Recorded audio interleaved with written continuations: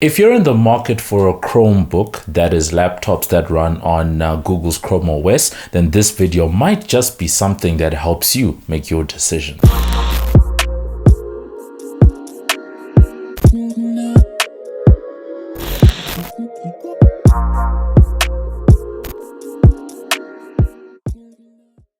Hey, what up? It's your boy MobbJustice back again with another video.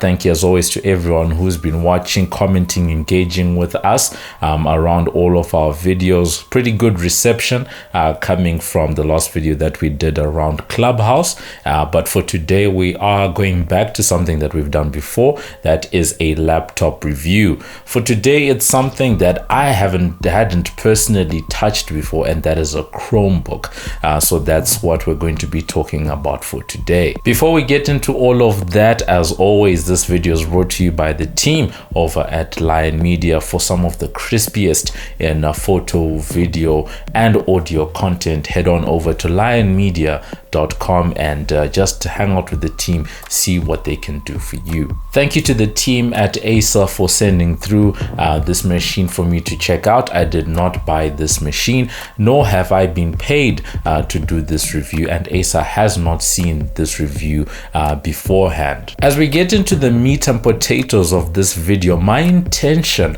was to approach it with as open a mind as possible. This was my first time being exposed to one, a Chromebook, and two, to Chrome OS. Previously, when I look at laptops, it's usually against the backdrop of being a content creator. As many of you might know, we have a production company, there's LOTV, there's Lion Media, and we are using a lot of heavy pieces of software, particularly for video editing, and that's usually my approach when it comes to laptops. But when it comes to a Chromebook, the use case is a bit different, so my approach was to keep an open mind and also try to decide who is this machine intended for and what is the ideal situation and scenario to use one. Before I even go anywhere else, really, I'm just going to go and state this up front. This is a machine that is most ideal in a situation where you have access to a constant high-speed broadband internet connection. Without that, you do not get the fullest Chromebook experience. At this point, many of you that have never heard the term Chrome OS or Chromebook might be asking, what is a Chromebook?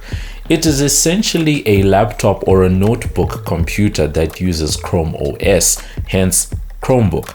And when we say Chrome OS, we are talking Google Chrome, which means this is a Google backed platform. It is an operating system, just like Windows and just like Mac. But what makes this one different is that it sort of feels like this is what cloud computing, it is a use case, sorry, for what cloud computing could be, because basically a lot of the apps that are used on the system are web-based apps. So if you click on one of the icons on the operating system, usually, let's say you click the YouTube icon and you click the documents icon, it takes you to the Chrome browser and opens a tab that has YouTube, a tab that has Google Docs on it. In a number of places, Chromebooks are typically used in education scenarios because they come in at lower price points, and this is because of the type of specs that they can run on. Remember, I mentioned the term cloud computing. That means a lot of the processing is happening online. If you're typing a document, it's happening on Google Docs and all of that, right?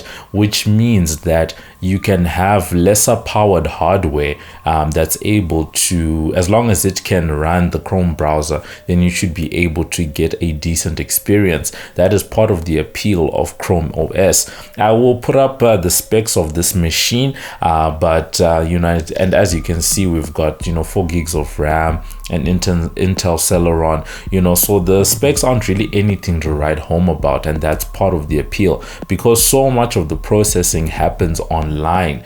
It means that a lot of these machines can come in at cheaper price points. Before I get into the actual experience of using the machine, we can talk about the build quality.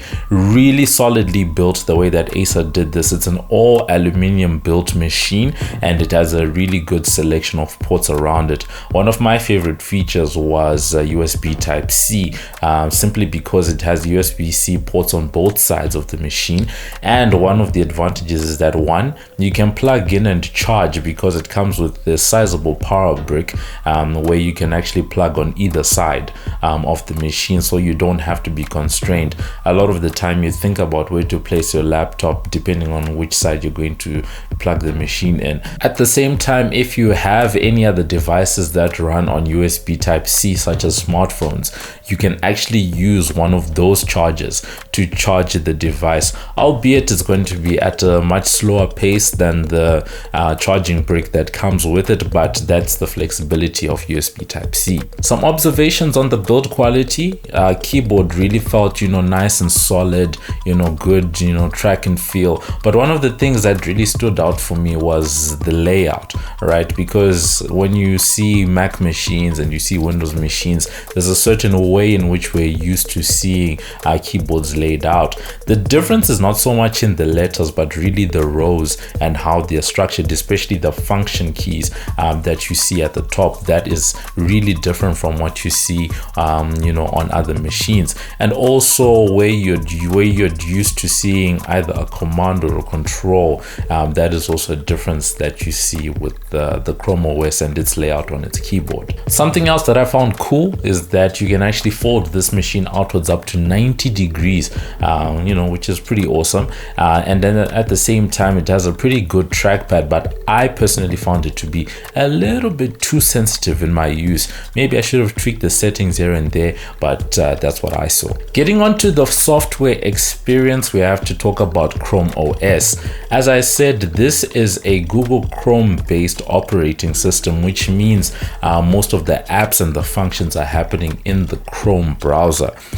That said, the machine does have a local file manager, as you'd find on a Windows or a Mac machine. I thought that was really cool. But because so much of it is web-based and it's using web apps, if you click an icon, most of the time it's going to open a tab and use the Google browser.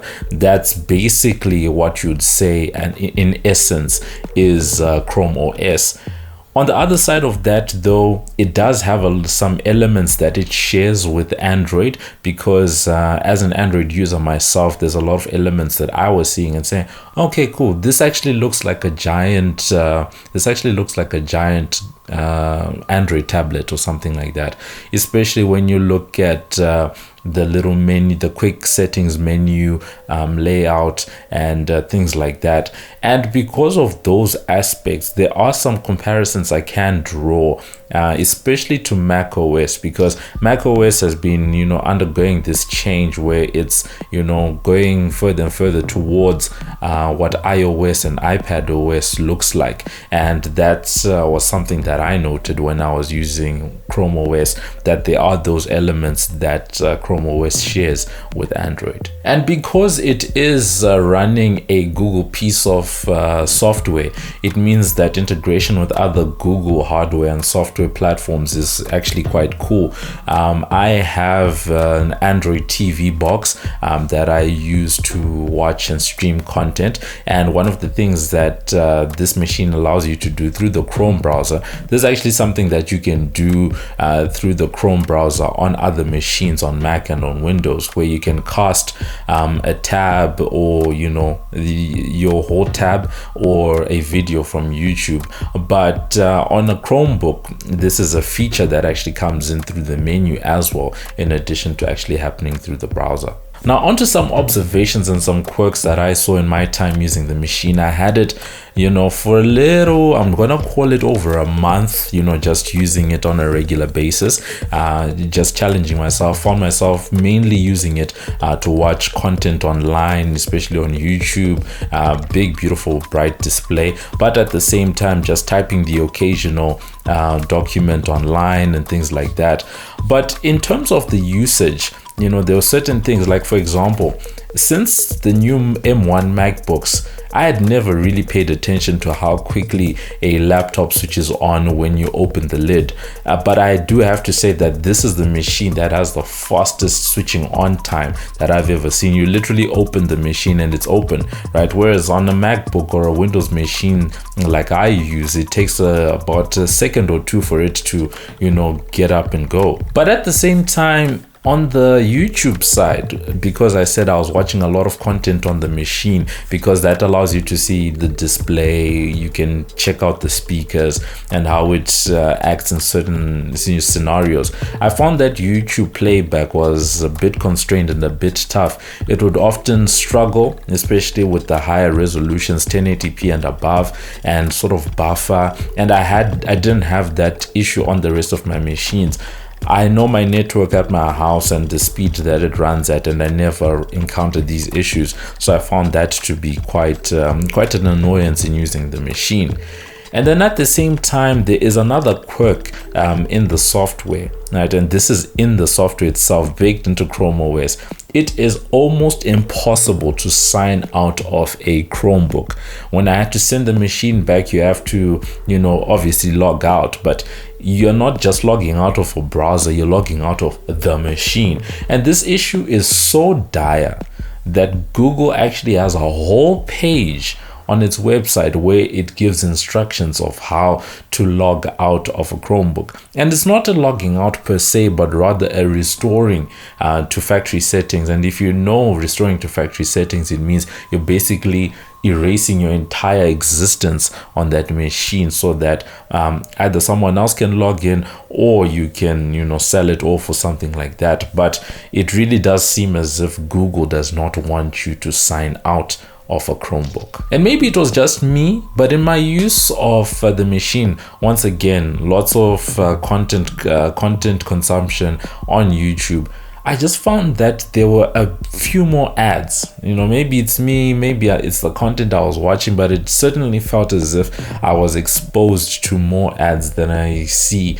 on a usual basis. And YouTube is one of my main mediums of consuming content and video online. So once again, maybe it's me, but that's what I saw. And then in everyday use, I found that the machine does run pretty decent. The battery is rated at about 10 hours of use, and I found myself getting roughly 8 or so hours on a charge. But on the battery issue, in my experience, there was another, I don't know whether I can call it a quirk, but there was a point at which it just stopped being able to detect its own battery. You'd unplug it and it would immediately switch off. You'd have to plug it in to actually have it being used. And it seems when I go online that people have experienced this issue in the past, and that's something that there is a fix for. You have to reset the machine. There's all of these things that you have to do. I was able to get it back to recognizing the battery again, but that's just something that does seem to be a reality for people that use Chromebooks. And because I was consuming a lot of content, I got to listen and observe how the speakers sound. They're okay, as always. It's a set of laptop speakers, so we're not expecting the greatest thing on earth. At the end of the day, I ended up just using an external speaker just for better sound quality. The speakers themselves, they're decent, but nothing to write home about. Now, perhaps it's just me, but because this machine primarily runs on a Google platform, which is Chrome OS, and all the privacy concerns that we hear about Google, and the fact that they are listening and all of that stuff, I have an Android phone, and if you say okay Google, right, you actually heard it there in the background, and one has to wonder, is it always listening? Like, what's going on? And in that same respect, there was a part of me that always felt a bit fishy, like, is the camera really off? Is this thing watching me? Is it listening to me? But anyway, that's just me. On the whole, a pretty good experience with Chrome OS. My first time, but I'll definitely say that I'd want a little bit more exposure just to see what else these machines machines can do. Otherwise, because I am an Android user and because I primarily use Google Chrome, it wasn't completely unfamiliar. But that fact of everything running through the Chrome browser, that took some getting used to. But on the whole, I would say the machine is probably good, the operating system and the machine itself, because I think the hardware that Acer has created for this machine is pretty solid. You've got the all aluminum design, USB Type-C coming in, good battery life and all of that. But in terms of use cases, if you are a company or an organization that makes use of a lot of Google Docs, or that Google Enterprise or productivity suite that they have online, Google Drive and all of that stuff, and at the same time people have constant access to high-speed broadband internet, then this is a good option, because like I said, these machines are coming in at a lower cost, because the components inside simply have to be able to drive the Chrome browser for you to have a decent experience. The other one is schools, because you can give these to students and have them connect to the school's internet, and then they can conduct their lessons in that way, type out their documents, assignments, all of that, which makes sense why in certain parts of the world, especially in the US, Chromebooks have proven quite popular with educational institutions. But for me, it's a very tough one, simply because of my uses. If all I'm doing personally is working in the Google suite and watching YouTube, etc., then I'm fine. But as a content creator, it's a tough sell because it doesn't have the ability to run versions of your Adobe suites and Lightroom and all of these heavy creative pieces of software. And on a last point, as I said at the beginning, if you do not have access to a high-speed broadband internet connection, you are not going to get the most out of this machine. That is the biggest caveat to Chromebooks and to Chrome OS as a whole. So that's been it. If you've ever used a Chromebook, let me know your experience. What do you think of the operating system? What do you think of the concept of Chromebooks as a whole? Let us know in the comments. Otherwise, that's been it. I'll catch you guys in the next video. Hey, this is Baby G and you're watching the Mob Justice channel. Follow us on Twitter, Instagram, and Facebook. Live it, love it, like it. This is the Mob Justice TV.